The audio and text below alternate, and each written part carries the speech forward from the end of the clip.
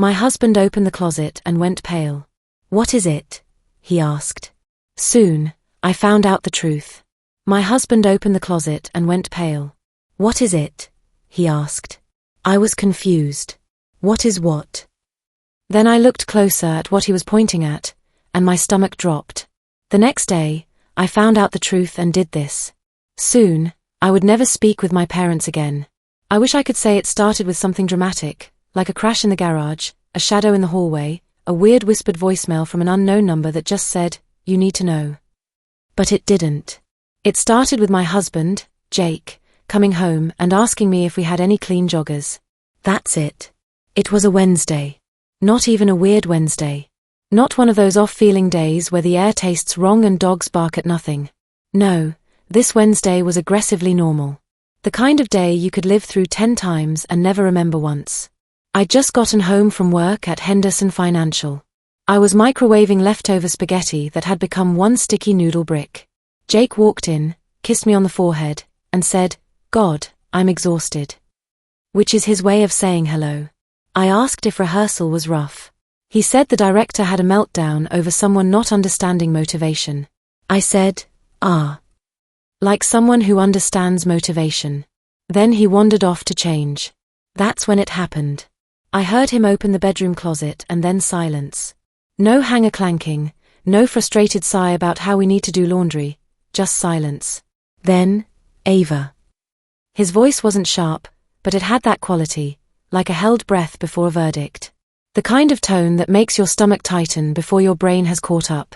I called back, "Yeah? Can you come here?" "Why?" "Just, can you?" Now, I'd like to tell you I had an immediate gut instinct, that I was on high alert, that I dropped my pasta and ran down the hall whispering, "This is it, the beginning of the end." But the truth is, I rolled my eyes, scraped cheese off my fork, and muttered something about men being helpless without visual confirmation. I walked into the bedroom. He was standing by the open closet, frozen mid-motion like a paused video. His hand was half extended, pointing at a shelf. "What is it?" I asked. He didn't look at me, just nodded at the shelf again. At first, I didn't see it.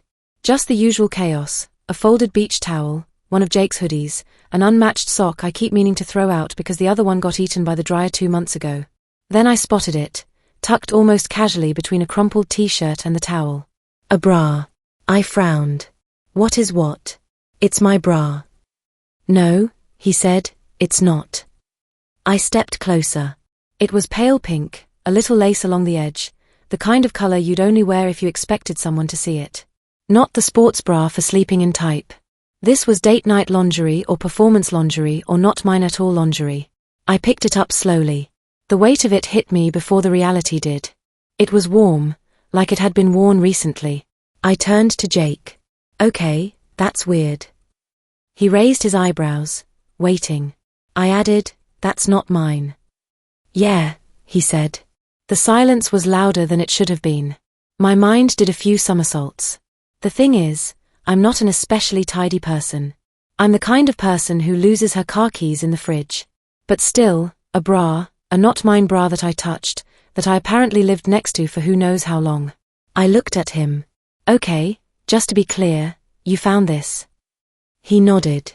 "I was looking for my joggers, right? And you thought it was mine?" "I knew it wasn't." "Oh." I blinked. "Okay. Wow, that's observant. It's 2 cup sizes smaller." I blinked. "Well, thanks for noticing." He didn't smile. I set the bra back down on the shelf like if I touched it too long it might burn me. My fingers felt strange, not guilty, not scared, just wrong, like I'd touched something alive without meaning to. My first irrational thought, maybe it's old, from a previous tenant. Maybe it got wedged into the back of the closet and worked its way forward like a time-traveling accusation. Except this wasn't some abandoned relic. This was fresh, used, not dusty, recently placed. I turned to Jake.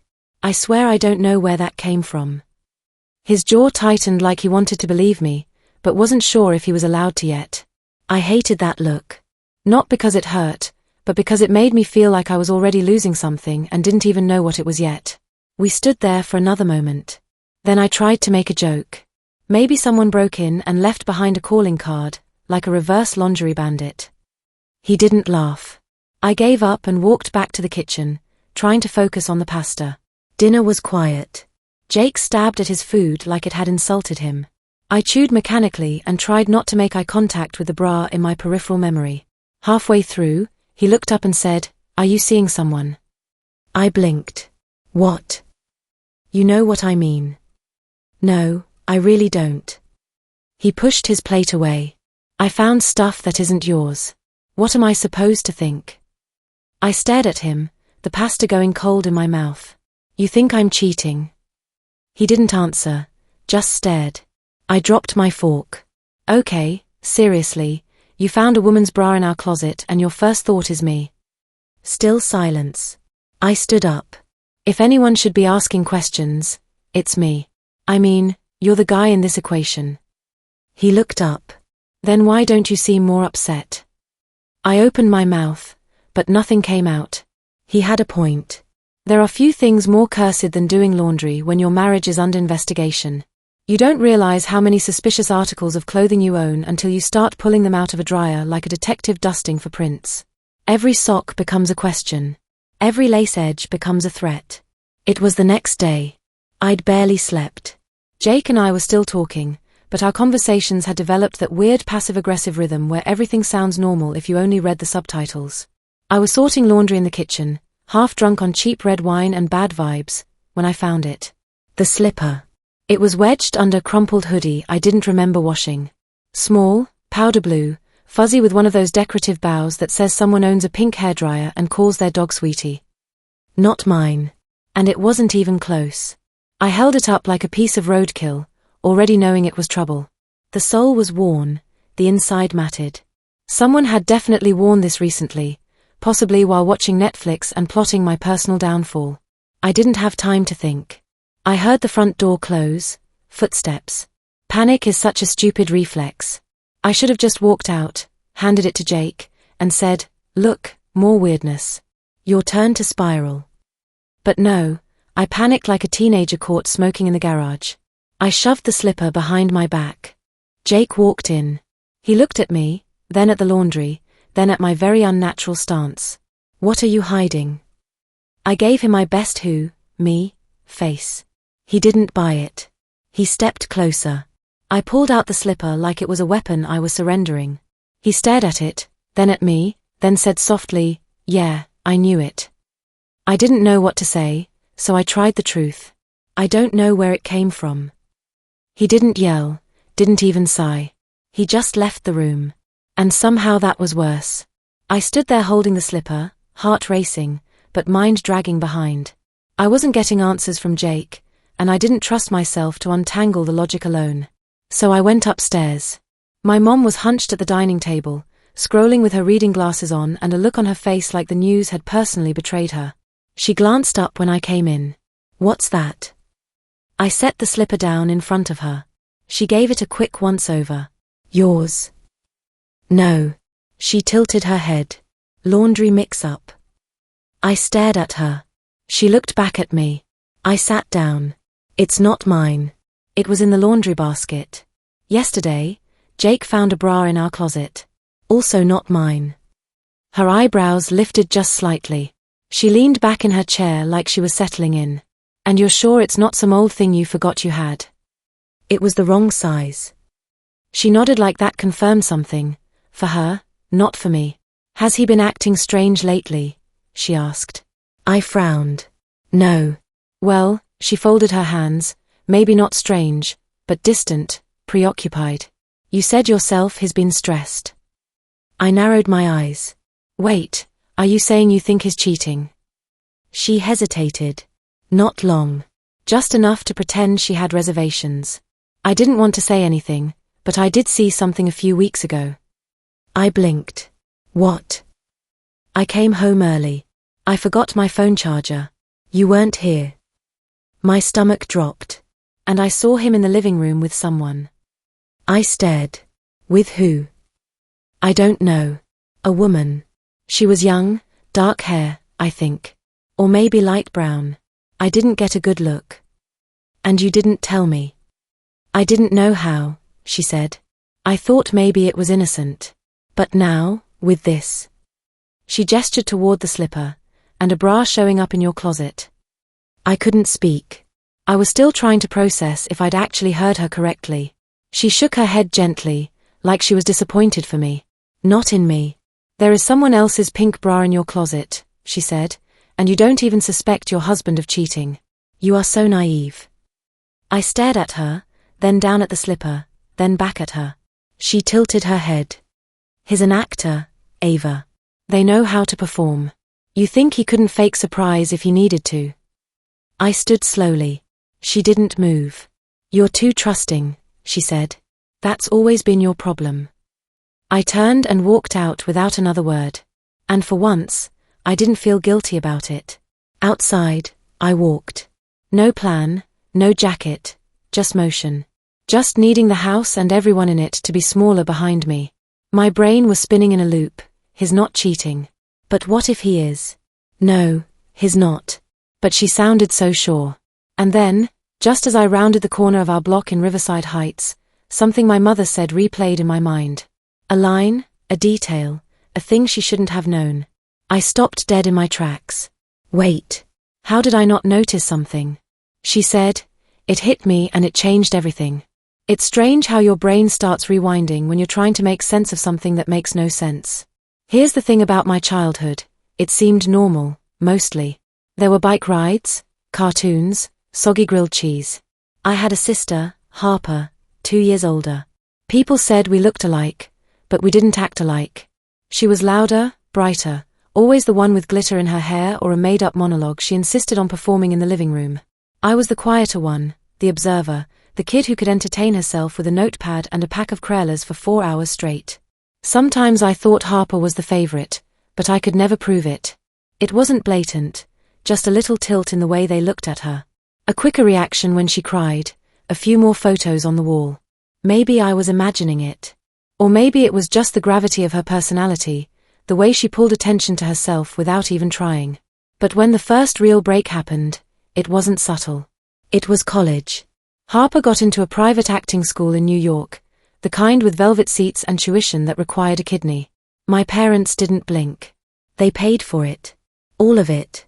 Tuition, books, housing. They co-signed a loan, talked about it like funding her dreams was the most important thing they'd ever do. 2 years later, I got accepted into a finance program at Northwestern. Not flashy, not artsy, just solid. I showed them my letter. They said, "Congratulations." Then they said they were sorry. There was no money left. Not because they didn't want to help, just because Harper's dream had emptied the tank. I said it was fine, that I'd figure it out. And I did. Scholarships, 2 jobs, student loans. I graduated on time. No party, no family photo in front of the building. They didn't even ask about my final project. Meanwhile, Harper was still between productions, and they were still paying for her headshots. Eventually, I got a job, a real one. Numbers, benefits, a desk with a drawer. I saved. I hustled. I bought a house in Riverside Heights. Not a palace, but it was mine. No one helped. No one offered. Then, by accident or fate or some terrible cosmic joke, I met Jake through Harper, of course. He was doing a stage piece with her at some tiny black box theater called The Warehouse. I'd gone to watch, mostly because I hadn't seen her in a while, and partly because I was hoping she'd stop asking for money if I supported her art. He wasn't hers. Let's get that straight. They were never dating. But she had a thing for him. That much was obvious. She mentioned him more than anyone else in the cast. Said his timing was brilliant, that he was underrated. And then she got weird when he and I started talking. Even weirder when we started dating. She didn't say congratulations. She said, seriously. Then she cried to my mom for 3 hours about betrayal. I wasn't sure who betrayed her or why. But from that point on, the roles were set. I was the thief. She was the wounded artist. And my parents predictably backed her version. Jake and I stayed quiet, focused. We got married. Not a big wedding, no dance floor drama, just vows and a backyard and a couple of bad suits. My mom still brings up how she wasn't seated near the cake. A few years later, they lost their house. Of course they did. Some combination of bad investments, medical bills, and what I suspect was a second round of tuition for masterclass Harper needed to take in Los Angeles.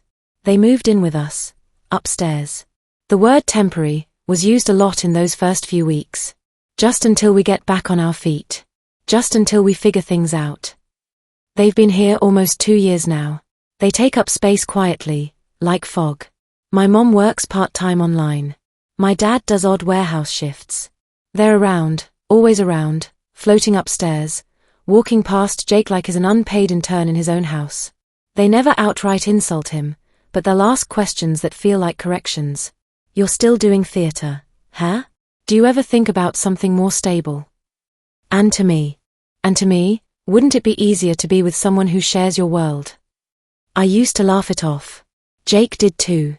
But after a while, you start to feel it, like sleeping in a bed with a stone under the mattress you can't quite find. Then came the play. Harper and Jake were both cast in a new local production at the Riverside Playhouse. Historical drama, candlelight, tight costumes, bad accents. I told myself it was fine, that it was a coincidence, that they were professionals, that I trusted him. And I did. But my stomach said otherwise. My mother's reaction didn't help. She lit up like someone had just told her there was going to be a royal wedding. Harper acted neutral, which for her meant trying not to look smug. And Jake, bless him, treated it like any other gig. Came home tired. Ate leftovers. Rehearsed his lines out loud like always. But I felt it. Something off. Something inching toward the center of the room. And then, the bra, the slipper, the silence, the accusation. And then that sentence. That one line my mother said in passing like it was obvious, something she shouldn't have known. She said, "There is someone else's pink bra in your closet, and you don't even suspect your husband of cheating." That's what she said, right? That was the line. Except I'd never told her it was pink. Not once. Not even close. I hadn't mentioned the color at all because I hadn't needed to. It wasn't about the color. It was about the fact that it existed at all, worn, not mine, planted in our closet like a relationship I didn't remember having. But she knew it was pink, which meant she'd seen it, which meant she didn't hear about it. She put it there. It didn't even feel like a realization, more like a snap, a very quiet, very sharp snap inside my chest. Something that had been tight for weeks just gave way all at once. My mother had planted the bra. And if she planted the bra, she probably planted the slipper. And if she planted the slipper, my stomach twisted. I didn't walk back to the house. I stormed. The house was quiet when I got there. Too quiet. The kind of quiet that makes you wonder if maybe someone already knows they've been caught and fled to Canada, or worse, knows they haven't been caught yet and is planning their next move. I pushed the door open and kicked off my shoes hard enough that one bounced against the wall. I didn't care. I was going to confront her right now, this second. I was done. But instead of finding my parents upstairs pretending not to hear the chaos, I walked into the living room and saw Jake sitting on the edge of the couch. Not watching TV, not reading, just sitting, elbows on knees, hands clasped, waiting. He looked up at me.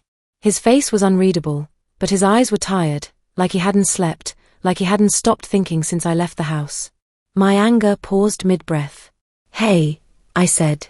He didn't say hey back. He said, "Your mom told me everything." My stomach dropped. I didn't know which everything we were talking about, but it couldn't be good. "What do you mean?" He took a long breath. "I wanted to hear it from you, but I guess you weren't going to tell me." "Tell you what?" He looked up, not angry, just hurt. "Are you seeing someone? A woman?" I opened my mouth, then shut it, then opened it again. "What the hell are you talking about?" "Your mom said she saw you. That she came home early one day and you were with someone, another woman in the house." I laughed. I actually laughed. One of those involuntary, stunned, high-pitched laughs that sounded like it belonged to someone trying not to cry in public. "Seriously?" "She said she didn't want to tell me," he went on, "because you're her daughter, and she didn't want to damage anything. But now she felt I had the right to know." I dropped my bag. "And you believed her?" He looked away. "She was convincing." "Oh, wow. She was convincing. Jake, she is not a trained actor. You are." He winced. I exhaled, sharp, shallow. No, I'm not seeing anyone. I'm definitely not seeing a woman.